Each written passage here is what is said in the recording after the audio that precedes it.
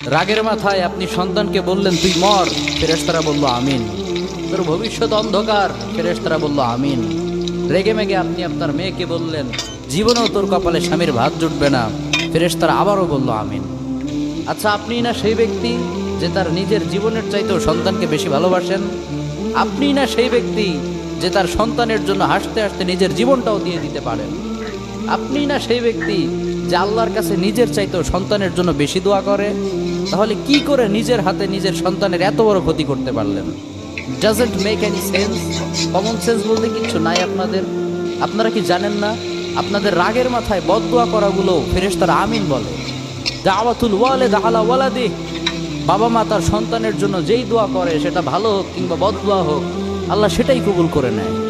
এজন্য খবরদার, never curse your children.